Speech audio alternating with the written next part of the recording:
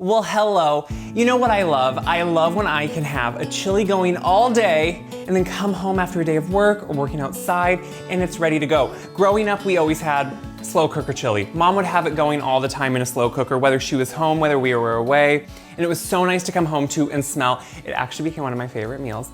And before I would go to college always, I'd make sure that we made chili so I could just have that home meal before.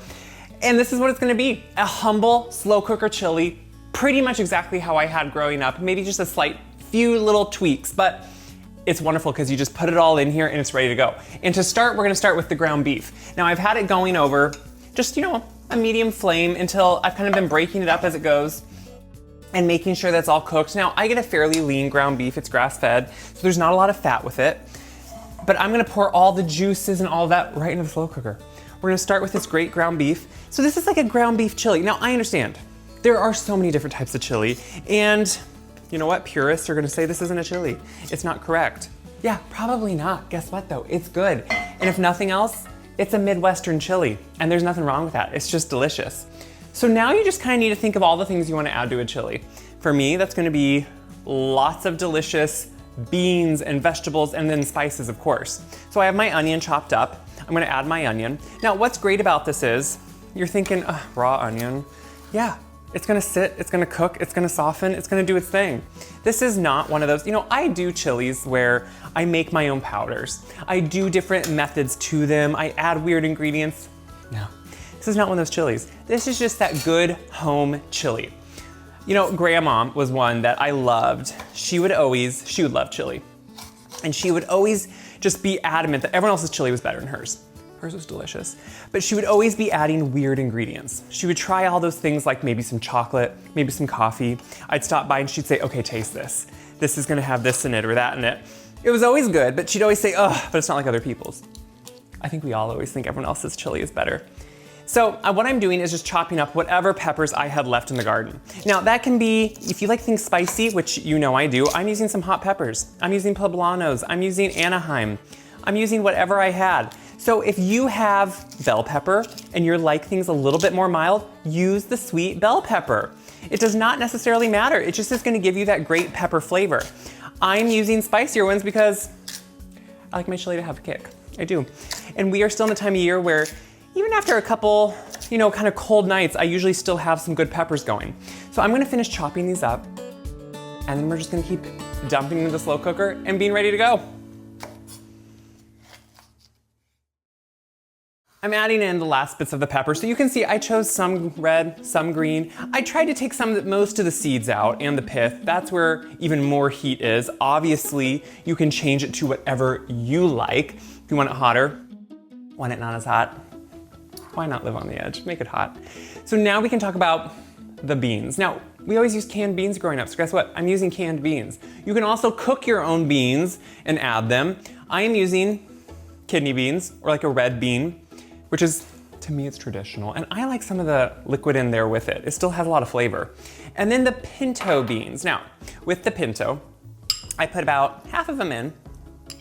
And then with this other half, I think Grandma started doing this, and then Mom, you mash them up. So I'm gonna mash these up really fine, or as fine as I can, because what this is gonna do is help thicken it, give it a little bit of body. Because, when you think about it, this is a trick in a lot of different cuisines.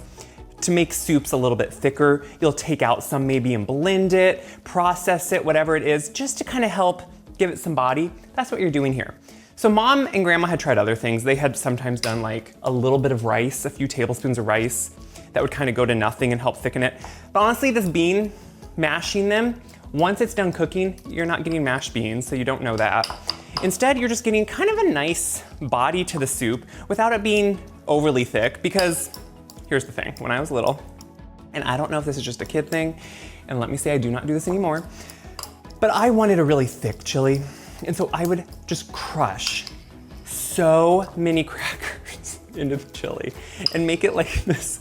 Now I think that was kind of gross, but it was like a stew, more of a cracker stew with chili by the time I got done. So you can see what I've kind of done is almost make what looks like a refried bean. And again, if that looks gross to you now, you're not gonna notice it when it's done, but you're just gonna have a nicer bodied soup, and I think that's what's important here. So I'm throwing that in, and then we can kind of finish up with a little bit of molasses.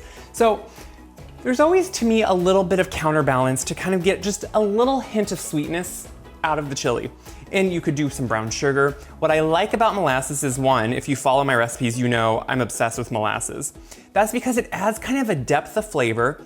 The sweetness isn't just like in your face sweet. It has kind of that mask of the depth with it. So kind of that caramely, burned caramel almost type flavor. So I think it really balances out really well. Spices. You need chili powder, and a lot of it. This is humble chili, but it's also one that really needs to have it amped up. We're not doing strong, homemade chili powders or anything. We are just doing some good old-fashioned chili powder. And then I'm gonna kind of up it with some more cumin. So chili powder has cumin, but we really want to drive that home. And already it smells just like chili. It smells good. And then I like to add some smoked paprika. So this doesn't have the heat of powdered chipotle. Instead, what you're getting is that nice smokiness, a little bit of sweetness with it almost too. I really like that. So now we can add our bay leaves. I always go out and I have bay on in a pot, and I pick the leaves. I think these fresh ones are so much better than the dried ones that have been sitting in a jar for who knows how long. I think they add a sweetness, and they're one of those things I get it. You don't think they add flavor. That's probably because you've been having them sit in the cabinet like for 10 years. No, they won't have any flavor anymore, but you can buy them now in like the fresh herb section usually. So this is where, if you've watched me can tomatoes, tomato juice, this is where it comes in. So if I was gonna buy it, I would use just like a strained tomato puree because it has a more thick consistency to it without the chunkiness. I use my home canned things, obviously. So I'm gonna add that in. And this is literally now where it almost becomes pretty much a soup. So we're gonna add it in. I mean, look at that. If that doesn't look absolutely delicious. And I know you're thinking, oh, Caleb, I don't know. I make mine maybe on the stove. Maybe you don't. This is the chili for you. So I'm gonna set this. You can do anywhere like 6 to 8 hours. I'm gonna put the lid on. I'll stir it once or twice, just more because you feel like you have to stir things when you're making them. Makes you feel like you're working harder. And then we're gonna come back and we're gonna have chili. It's so good. The chili's been cooking.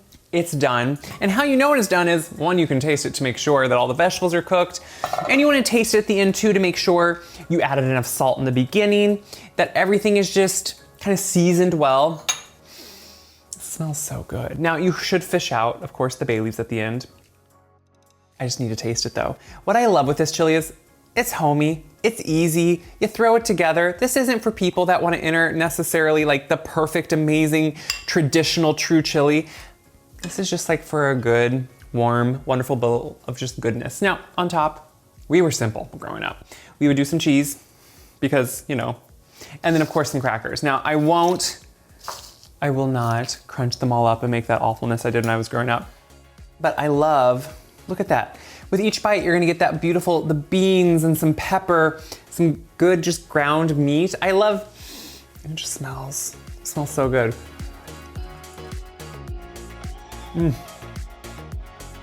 What I love, it's really well seasoned. If you add a good chili powder, that extra cumin and the smoked paprika, really just kind of turn it up and really make it well-rounded and well-balanced and give you some good flavor.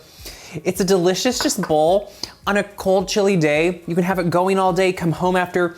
You know what? This is perfect too for a game day. Throw it together in the morning, tailgate with it, take it to a game, whatever you want, and it's ready to go. And it's good chili. It's kind of one of those chilies I feel like everyone loves. It has all the good components of maybe what you grew up with, what your grandma used, with the peppers, the beans, the ground meat. It's wholesome, it's easy, it's just great. So what I hope you do with it, of course I always say it, but sharing these videos helps me a lot, but it helps everyone else see this is so doable. Good, wholesome food at home, pretty much from scratch. What could be better? So share it around, check my website, wiseguide.com, for this recipe and every other recipe. And until then, have some people over and have some chili. It's just good.